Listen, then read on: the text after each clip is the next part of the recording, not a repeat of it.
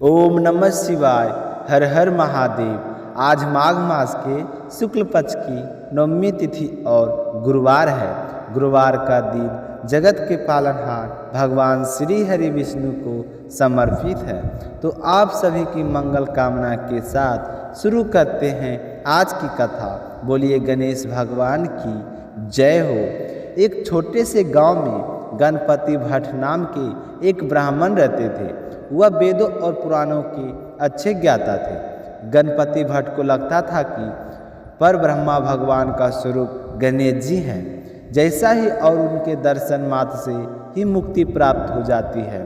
तो वे गणेश जी भगवान के परम भक्त थे। एक बार गणपति भट्ट ब्रह्म पुराण पढ़ रहे थे तो उसमें लिखा था कि नीलगिरी में भगवान जगन्नाथ परम ब्रह्मा के रूप में प्रकट हुए हैं। व्यक्ति को उनके दर्शन मात्र से ही मोक्ष प्राप्ति हो जाती है। उनके दर्शन करने वालों को कभी भी यमराज के सामने नहीं आना पड़ता है। तो गणपति भट्ट पर ब्रह्मा के दर्शन के लिए जगन्नाथपुरी की यात्रा पर चल पड़ी। मार्ग में भीख मांगकर जो कुछ भी प्राप्त होता उसे अपने पेट की भूख शांत कर लेते। अगर किसी दिन भोजन नहीं मिलता तो पत्ते खाकर और जल पीकर ही भूख मिटा लेते थे। लंबी यात्रा करते करते गणपति भट्ट जगन्नाथपुरी के प्रवेश द्वार पर अत्थरनाला पहुंच गए। अत्थरनाला के विषय में मान्यता है कि जो भी इस स्थान को पार करके पूरी धाम पहुंचा है उसे कभी भी यमराज दंड नहीं देते हैं। तो गणपति भट्ट वहां पर रुक गए। स्नान करने के बाद में कुछ समय के लिए परम ब्रह्मा का ध्यान करने के लिए वहां पर बैठ गए। तो उन्होंने देखा कि कुछ श्रद्धालु जगन्नाथ मंदिर की ओर से आ रहे हैं। सभी बहुत ही प्रसन्न लग रहे हैं और उनके चेहरे पर संतुष्टि के भाव थे। उनके हाथों में जगन्नाथ जी का प्रसाद था। तो गणपति भट्ट ने उन भक्तों से पूछा कि आप लोग कहाँ से आ रहे हैं। तो वह श्रद्धालु कहने लगे कि हम जगन्नाथपुरी के दर्शन करने के पश्चात आज 5 दिनों के बाद वापस अपने घर लौट रहे हैं। जगन्नाथ जी के दर्शन करके हम बहुत ही प्रसन्न हैं। तो गणपति भट्ट ने हैरान होकर उनसे पूछा कि क्या वहाँ आपको ब्रह्मा के दर्शन हुए हैं।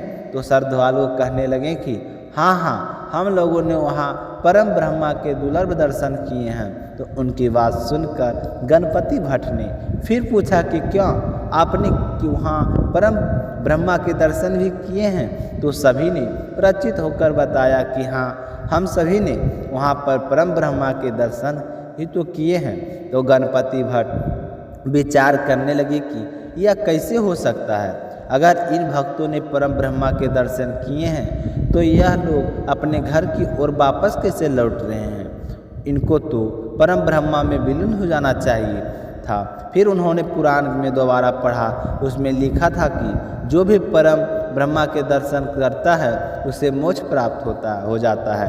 तो फिर यह लोग दर्शन करने के पश्चात अपने घर कैसे लौट सकते हैं। अब गणपति भट्ट का मन मस्तिष्क उस समय भ्रमित हो रहा था। उनकी समझ में कुछ भी नहीं आ रहा था कि क्या सही है और क्या गलत है। एक पल के लिए उनके मन में विचार आया कि मेरा तो इतनी दूर आना व्यर्थ हो गया है। आत्महत्या करके अपना शरीर त्याग देता हूँ। फिर उन्हें पुनः ध्यान आया कि पुराणों में लिखा है कि आत्महत्या नहीं करनी चाहिए। उधर पुरी में बैठे जगन्नाथ जी भगवान समझ गए कि मेरा भक्त भ्रमित हो गया है। तो उन्होंने एक ब्राह्मण का रूप धारण किया और गणपति भट्ट के पास आ पहुँचे। वहाँ आकर कहने लगे कि आप इतने विचलित क्यों लग रहे हैं।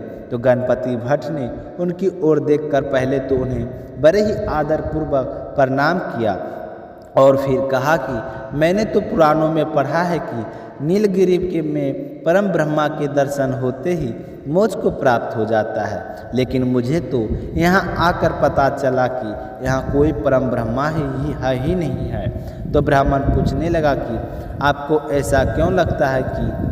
तो गणपति भट्ट कहने लगे कि मैंने पढ़ा है कि जो भी व्यक्ति परम ब्रह्मा के दर्शन करता है उसका शरीर तो परम ब्रह्मा में विलीन हो जाता है, लेकिन मैंने तो भक्तों को उनके दर्शन के पश्चात अपने घर की ओर जाते हुए देखा है। अगर वास्तव में यहाँ कोई परम ब्रह्मा होता है तो वह लोग घर कैसे जा रहे हैं, उन्हें मुक्ति क्यों नहीं मिल रही है?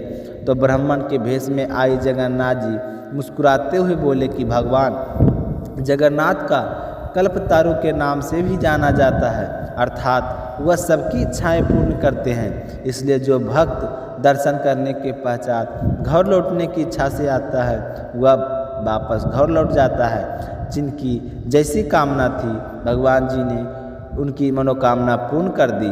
जगन्नाथ जी के धाम में जो भक्त जैसे इच्छा लेकर आता है उसे उसी अनुसार फल मिलता है। इसलिए यह मत सोचो कि यहाँ परम ब्रह्मा के दर्शन नहीं होते हैं।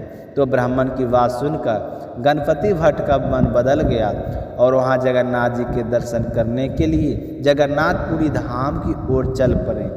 जिस दिन गणपति भट्ट जगन्नाथ मंदिर में सिंह के द्वार पर पहुँचे उसी दिन संयोग से स्नान पूर्णिमा थी। उस समय जगन्नाथ जी बलभद्र और सुभद्रा माता को स्नान मंडप में ले जाकर स्नान करवाया जा रहा था। हजारों की संख्या में भक्त अपने देवता के दर्शन करने के लिए वहां पर आए हुए थे। तो गणपति भट्ट ने भी वहां जगन्नाथ जी के दर्शन किए। गणपति भट्ट का दृढ़ विश्वास गणेश जी पर था।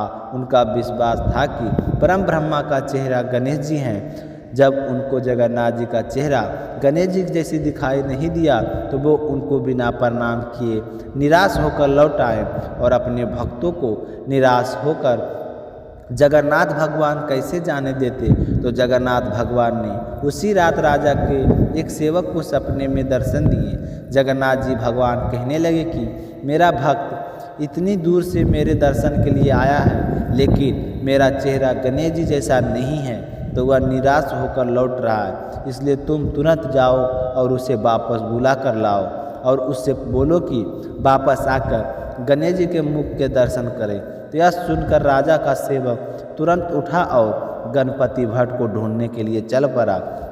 गणपति भट्ट बहुत ही उदास होकर जा रहा था तो उसके पास पहुंचकर वह कहने लगा कि आप तो बहुत ही भाग्यशाली हैं। जगन्नाथ भगवान आपको स्वयं दर्शन देना चाहते हैं, अतः आप मेरे साथ पुनः मंदिर चलें जहां आपको परम ब्रह्मा के दर्शन होंगे, जहां भगवान परम ब्रह्मा के रूप में सभी को दर्शन देते हैं और आप वहां से वापस लौट रहे हैं। ऐसे कैसे हो सकता है? चलो आप मेरे साथ भगवान के दर्शन करने के बाद ही जाना। तो गणपति भट्ट कहने लगे कि वहाँ परम ब्रह्मा कहाँ है?